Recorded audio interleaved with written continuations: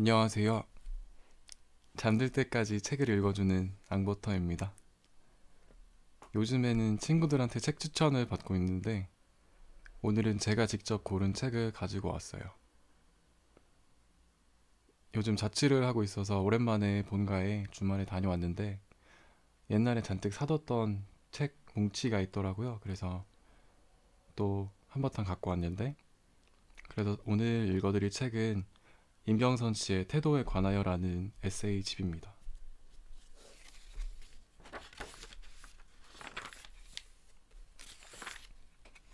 서문. 어떻게를 대답하다. 돌이켜보면 커오면서 부모님으로부터 잔소리나 설교를 들어본 적이 한 번도 없었다. 어머님은, 부모님은 진로나 이성 문제에 대해서도 개입을 하지 않았다. 어린 시절 사소한 것부터 중대한 결정에 이르기까지 선택은 나의 몫이었고 실천과 책임은 그에 따른 당연한 의무였다. 부모님은 자식의 자율성과 창의성 배양을 위해 일부러 그랬다기보다는 그저 자신들의 삶에 더 집중했던 것 같다. 그런 환경에서 성장하다 보니 나는 남의 말을 잘 듣지 않는 어른으로 컸고 나 또한 남에게 이래라 저래라 하지 않았다. 인생이란 것은 어디로 튈지 몰라. 내 일은 내가 알아서 해. 네 일은 네가 알아서 해. 하고 라며 그토록 고집스러웠던 내가 우연한 기회에 인생 상담이라는 걸 하게 됐다. 지난 11년간 신문과 라디오를 통해 타인의 인생 문제에 개입하게 된 것이다. 일견 모순되어 보이는 일이었지만 대신 내가 상대방의 입장이라면 원치 않을 것들은 철저하게 배제하기로 다짐했다. 감정이입을 과잉으로 하거나 현실을 왜곡하면서 위로하거나 정신승리로 대충 넘어가거나 난 이렇게 했는데 넌 왜 못하니? 라고 나무라거나 애매한 낙관론으로 희망을 주는 일만은 피했다. 불완전한 내가 할 수 있었던 것은 그저 녹록지 않은 현실을 있는 그대로 바라보게 하고 옳은 말보다는 누가 뭐라고 손가락질 한들 나의 말, 즉 나의 솔직한 생각을 말하는 것뿐이었다. 주문받고 위험한 정답을 내주는 것이 아니라 상제로 하여금 스스로 문제를 풀 수 있도록 자극을 주는 역할을 하는 것이 상담의 최선이라고 생각했다. 어차피 우리는 정답이 존재하는 세상을 살아가지 않으니 혼란 속에서 중심을 잡고 내가 내린 답을 믿고 나아갈 뿐이다. 슬픈 얘기지만 근본적으로는 그 누구도 내 인생을 대신 살아줄 수 없다. 내 인생은 스스로 알아서 생각하고 판단하고 선택해서 행동하고 책임지는 것이다. 그 누구를 탓할 수도 없다. 오랜 상담은 나를 돕기도 했다. 타인의 생각에 자극을 주기 위해서는 나 역시도 그 문제에 대해 깊이 생각을 해야만 했다. 그렇게 그동안 상담했던 내용들을 기록한 방대한 양의 연고들을 검토하면서 나는 새삼스럽게 깨달았다. 결국 나는 살아가는 태도에 대한 이야기를 간절히 하고 싶었던 거구나. 태도란 어떻게라는 살아가는 방식과 가치관의 문제로 그 사람을 가장 그 사람답게 만드는 고유 자산이다. 나는 내가 중요하다고 여기는 삶의 태도들을 사람들과 공유하고 그 태도들의 틀 안에서 개별적인 문제들을 이해하고 접근하는 방식에 대해 이야기하고 싶었던 것이다. 최대한 말을 아끼고 내가 가장 신뢰하는 5개의 핵심적인 태도들을 선별했다. 몇 살이 되었든 지금 있는 자리에서 더 나아지려고 노력할 수 있었으면 한다. 노력이라는 행위에는 필연적으로 고통이 따르겠지만 그 고통을 통해 배울 수 있는 사람이었으면 한다. 간단히 결론하지 않는 문제들에 대해서는 서둘러 결론을 내리려는 대신에 그 문제에 대해 충분히 생각을 들여 생각해 볼 수 있는 인내심을 가지기를 바란다. 또한 어느 쪽을 선택하든 있는 것이 반드시 있음을 기꺼이 받아들이는 아량이 있었으면 좋겠다. 살아가는 태도들에 대한 글을 쓰면서 내가 나 자신과 깊게 맺은 약속들이다. 2015년 초봄에 임경선.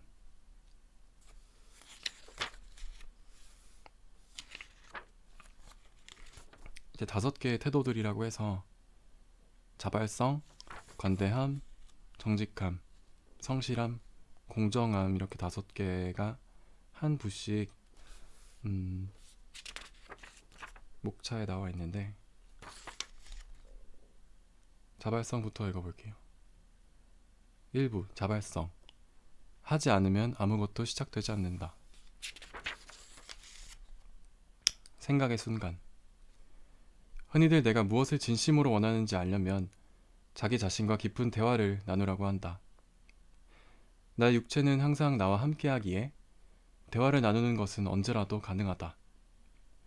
바로 그 점 때문에 나는 스스로를 소외시키며 내 안에 담긴 생각은 화석처럼 굳어있다. 나의 생각을 끄집어내거나 마주하는 일은 어색하고 쑥스럽다. 그래서 책에서 발견한 좋은 글귀를 옮겨 써보기도 하고 자극을 받기 위해 강연을 들으러 가기도 한다. 조금 더 투자한다면 홀로 멀리 여행을 떠날 수도 있겠다. 몰랐던 나의 진심을 낯선 환경에서는 알 수 있을 것만 같다. 20대 후반, 뒤치기 쉬운 사회생활 7년 차였던 나는 다니던 회사를 그만둘 생각으로 그 다음 인생 행로를 결정하지 못한 채 자아발견이라는 명분을 위해 8박 10일간의 긴 휴가를 냈다. 충분한 휴식을 갖고 앞으로 내가 어떻게 살아갈지에 대한 깨달음을 얻어서 돌아와야지라며 일부러 한국인들이 잘 찾지 않는 리조트를 찾아냈다. 훌쩍 멀리 외국으로 여행을 떠나는 소설 속 여주인공의 감상을 덧입고 창가 자리에 앉아 좋아하는 음악을 듣고 움직이는 구름을 응시하며 폼을 잡았지만 막상 드는 생각이라고는 기내식 메뉴 A와 B 중 어떤 것을 고를까였다.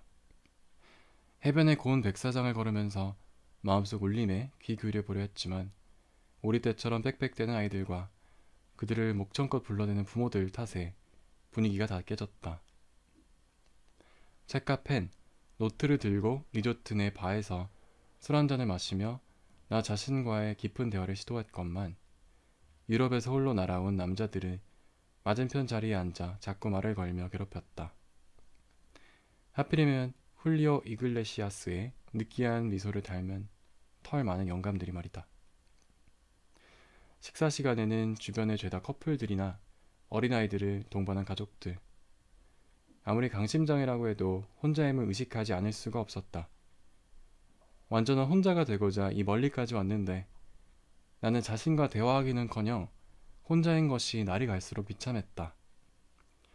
나는 인생에서 무엇을 원하나, 앞으로 어떻게 살아갈 것인가를 생각하려 해도 심오한 사연은커녕 허세와 치기로 이 멀리까지 와서 혼자 커다란 침대를 차지하고 누운 내 모습이 정말 청승맞게 느껴졌다. 지금 떠올려도 귓볼까지 빨개진다. 내 마음이 내게 말해주는 것은 오로지 하루빨리 서울로 돌아가고 싶다 뿐이었다. 세상에서 가장 물리적으로 가까이 있으면서 가장 알기 어려운 것이 나다. 이제부터 집중해 생각하자고 해서 바로 생각을 길어 올릴 수도 없다. 그 생각은 자칫 당시 분위기에 휘둘린 감상일 수도 있다. 현실에서는 오히려 생각하고 행동하기보다 행동을 하면서 생각이 따라서 정리되었다. 그때 청승맞은 여행도 그저 여행을 비우는 역할을 했을 뿐이었고 깊은 생각은 돌아온 후에 새로운 일의 가능성을 손수 알아보려고 움직이면서 비로소 자극받아 꿈틀대기 시작했다. 나의 안을 들여다보기 위해서는 나의 밖을 둘러봐야 했던 것이었다. 일단 어쨌든 움직여보는 것의 중요함을 통감했다. 게다가 생각하는 것에만 너무 중점을 두다 보면 자칫 행동하지 않을, 움직이지 않을 부정적인 이유를 만드는데 생각이 더 쓰인다. 나한테는 무리니까, 난 이것밖에 못하니까 라며 스스로에 대한 선입견을 만든다. 자신에 대해 모르는 것보다 더 나쁜 것은 나를 이렇다라고 단정 짓는 것이다. 나에게 뭐가 있지? 내가 뭘 할 수 있지? 이렇게 생각이 뻗어나가면 또 하나의 내가 나를 바라보며 비웃고 있다. 넌 아무것도 못하잖아. 그냥 현실에 만족하고 살아. 그게 무난해. 실제로 행동으로 옮겨보기도 전에 아니야 됐어. 나 따위가 뭘. 이라며 부푼 마음을 누르는데 더 많은 에너지를 쓴다. 자신의 수준을 냉정하게 직시하고 나한테는 이것이 최선이야 라고 현실적으로 판단하는 것은 큰 용기다.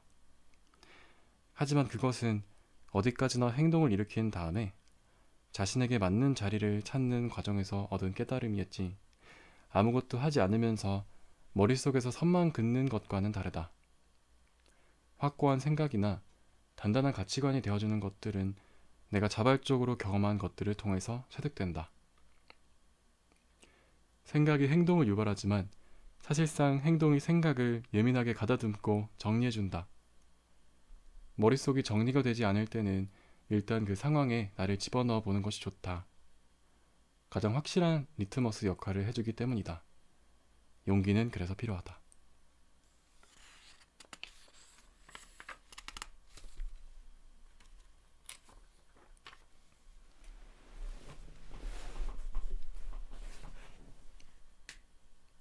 내가 현재 살고 있지 않는 인생. 선택을 내리는 일에 주저하는 것은 삶에는 통제 가능한 부분과 통제 불가능한 부분이 있음을 알기 때문인지도 모른다. 최선을 다해도 원하는 것을 이룰 수 없는 때가 있다. 진실은 재능과 능력 있는 사람이 최선을 다해 노력하고 거기에 운이 따라주면 그때 어쩌면 원하는 것을 이루게 된다. 이다. 재능이나 운을 논하기 이전에 노력부터 하기가 버거운 것이 평범한 우리들의 모습. 운이라는 그 불확실성마저도 우리를 불안하고 시무룩하게 만든다.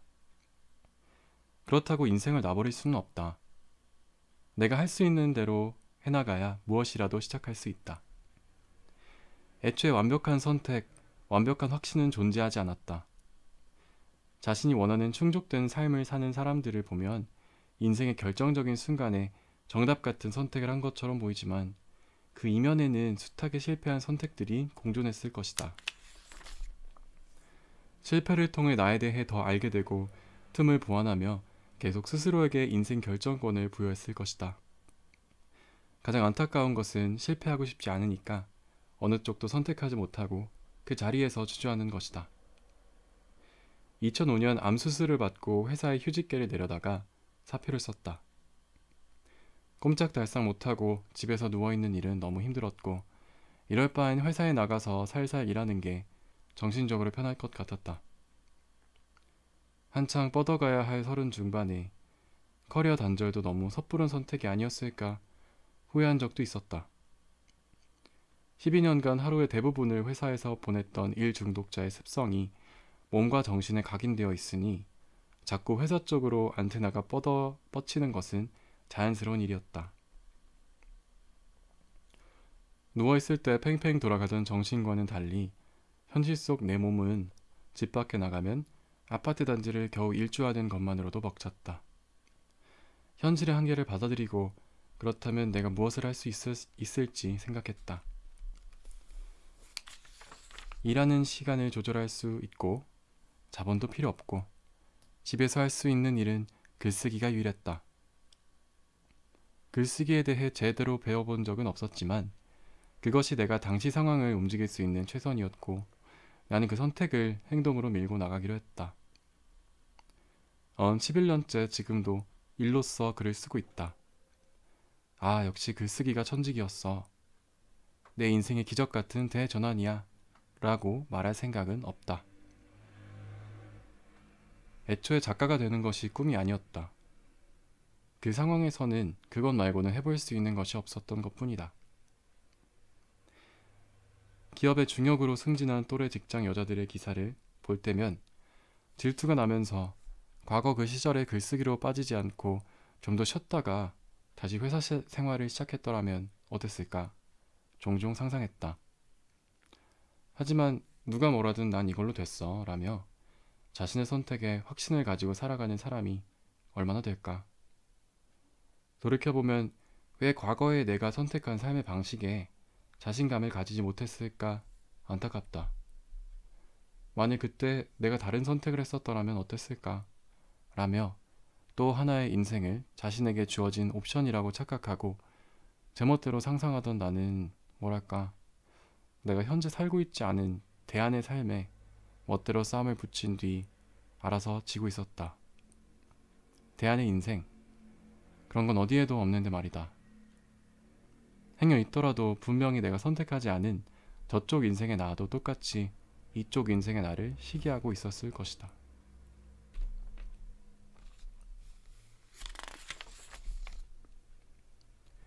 사람이 일하는 곳 그 어디라도 회사를 다니다 보면 이런 의문이 스치기 마련이다. 난 언제까지 이런 반복적이고 재미없는 일만 해야 될까? 미안하지만 그 일을 대신해 줄 사람을 회사에서 뽑아줄 때까지 그 일을 계속해야만 한다. 새롭고 재미있는 일은 몇 개 없고 그나마 재미있는 일들은 대부분 상사들의 차지니까 기껏 해볼 수 있는 거라곤 반복적이고 지루한 일이라도 그것을 가지고 효율적으로 처리하거나 남다르게 응용해보는 정도다. 석연치 않은 답변에 또 이런 의문이 나올 법하다. 내가 하는 이 일이 대체 무슨 의미가 있을까? 의미? 그런 건 원래 없다. 세상의 모든 의미는 내가 직접 만들어가는 것이다. 지금 하고 있는 일은 내가 아니라도 누구나 할 수 있는 일이야. 그렇다면 회사에게 나란 존재는 대체 뭘까? 생각하게 돼. 주변의 동료들은 비위도 좋다. 자존심도 뭣도 팽개치고 아무 고민 없이 둔감하게 일하는 것 같은데 나만 조직에 보잘것없는 부속품이 된 것처럼 예민하고 고통스럽다. 회사가 나를 필요로 하지 않는다고 얼마든지 대체당할 수 있다고 느끼는 나는 그래서 이렇게 선언하기로 한다. 내 일은 배움도 재미도 보람도 없어. 그래서 일은 일이라고 깔끔하게 선을 긋고 월급 받는 만큼만 하려고 해. 난 회사의 노예가 아니니까. 이렇게 되면 회사와 나 양쪽이 똑같아진다. 재미없는 일을 하니까 일할 의욕이 생기지 않는다. 의욕이 생기지 않으니까 일을 잘리지 않을 만큼만 적당히 한다. 최소한으로만 몸을 사리며 일을 하니까 회사는 중요한 일들이 되게는 재밌다. 일을 내게 맡기려고 하지 않는다. 그래서 원래 하던 일이나 하찮아 보이는 일만 반복하게 된다. 이윽고 나는 점점 일할 의욕을 상실하게 된다.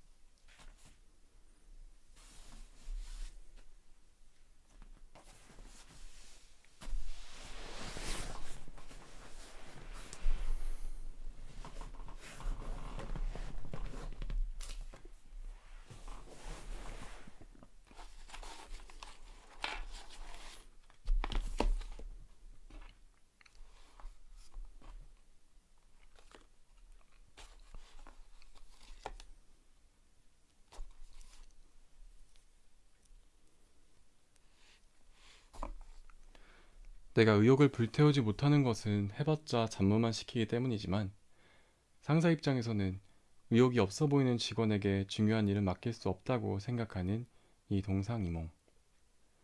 내가 먼저 마음을 담지 않으면, 내가 먼저 발을 푹 담그지 않으면 그 어떤 일이라도 계속 내 주변에서 겉돌기만 한다. 회사가 나를 필요로 하지 않는다고 섣불리 단정하기 전에 나는 이만큼 일을 하고 싶다. 할 의욕이 있다는 의지를 먼저 충분히 드러내고 할 수 있음을 증명하도록 유도하고 싶다.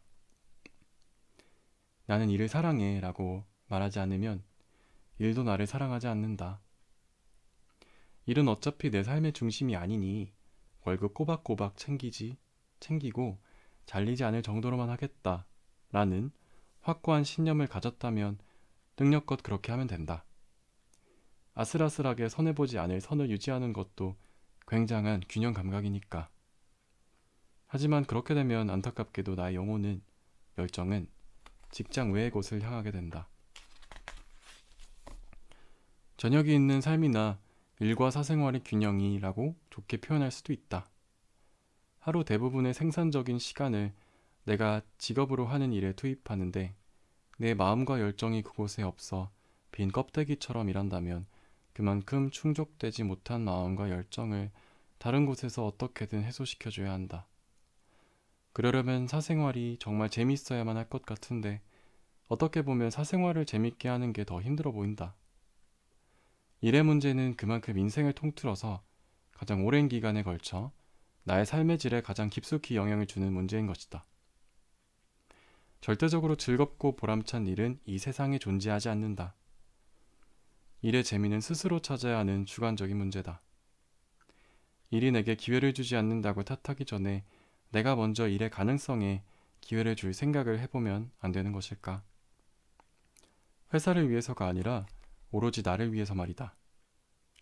일이 지루하다라고 투덜대기 전에 그럼 즐겁게 할 수 있는 방법은? 이라며 고민을 해보면 안 되는 것일까? 회사 생활이 늘 노동 착취와 사내 정치에 대한 것만 있는 것은 아니다. 팀이 힘을 모아 어려운 프로젝트를 해내거나 내가 어려움에 처했을 때 상사가 외풍을 막아주거나 문제를 해결해줄 때 일터도 엄연히 내 마음을 내줄 수 있는 장소로서 존재한다.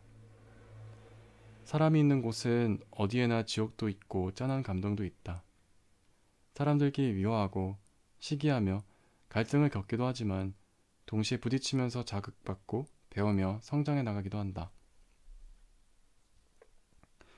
그래도 이 회사에서는 더 이상 희망을 품지 못한다면 나의 적성과 재능에 대해 냉정하게 평가를 내리고 새로운 길을 터나가야 한다.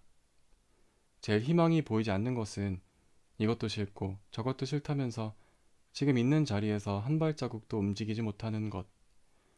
새롭게 길을 선택해도 언젠가는 객관적인 평가와 만날 수밖에 없는데 그것이 두렵거나 싫다고 한다면 자존심을 다치면서까지 현실을 직시하고 싶지는 않다면 애초에 답이 없는 것이다.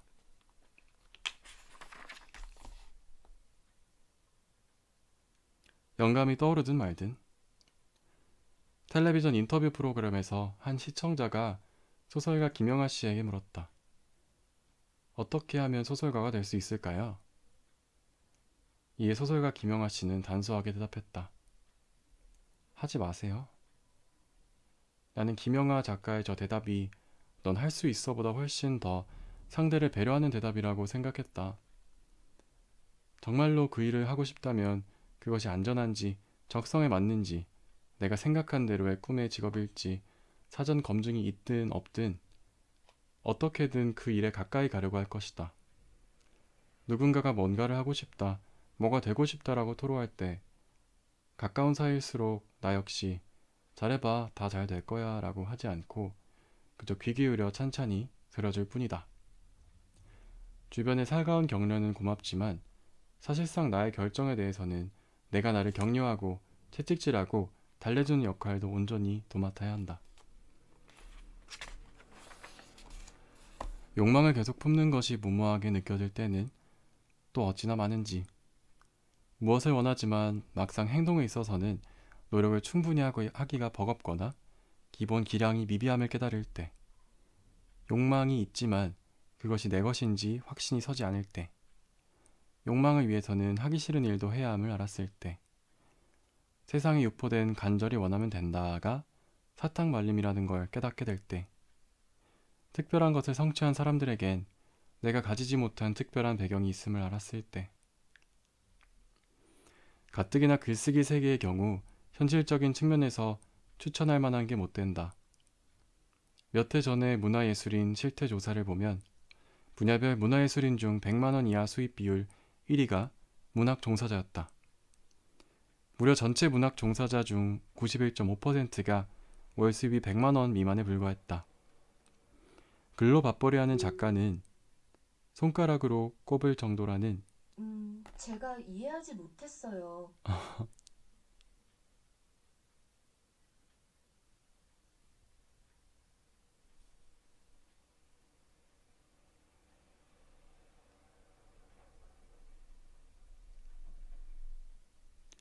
가뜩이나 글쓰기 세계의 경우 현실적인 측면에서 추천할 만한 게 못 된다.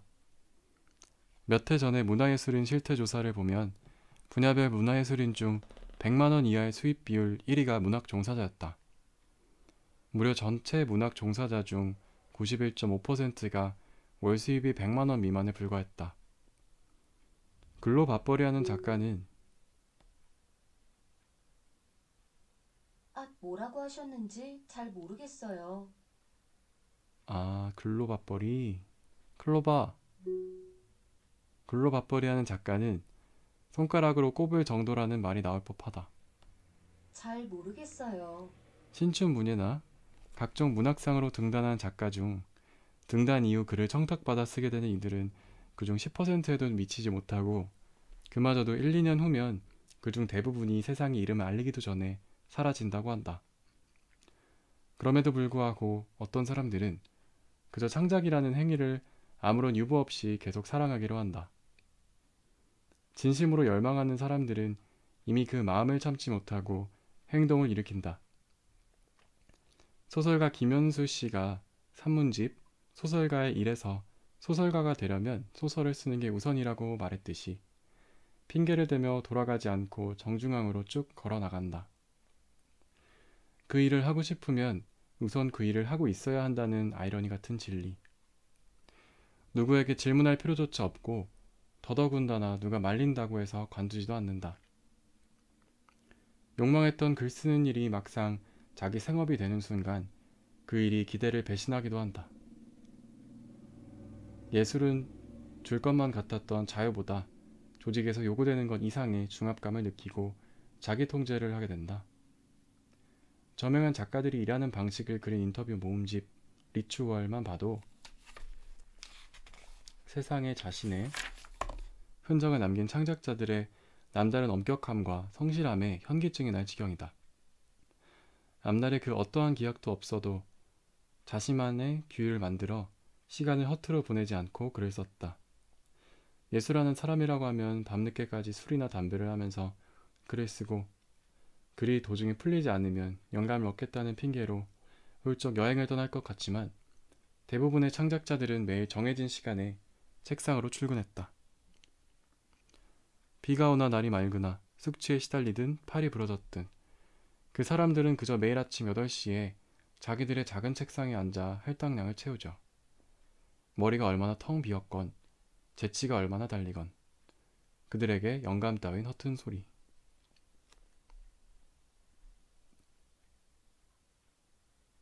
작가 레이먼드 챈들러는 에세이 나는 어떻게 글을 쓰게 되었나에서 시크하게 말한다. 영감이 떠오르든 말든 일단 정해진 시간에 책상에 앉는 사람만이 글을 쓸 수 있는 것이다.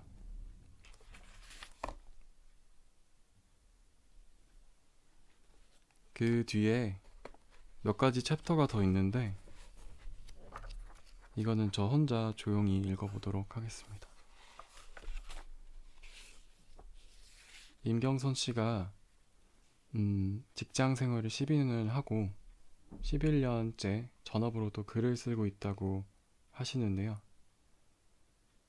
저는 옛날에 그 공부를 할 때 유희열 씨가 진행하는 라디오가 있었는데 거기에 임경선 씨가 누나라고 해야 되나? 경선 누나가 게스트로 나오셔가지고 코너를 했나 그럴 거예요. 그래서 거기서 처음 알게 됐는데 이분이 말씀하시는 것처럼 조언을 진짜 잘해준다는 생각이 들었어요.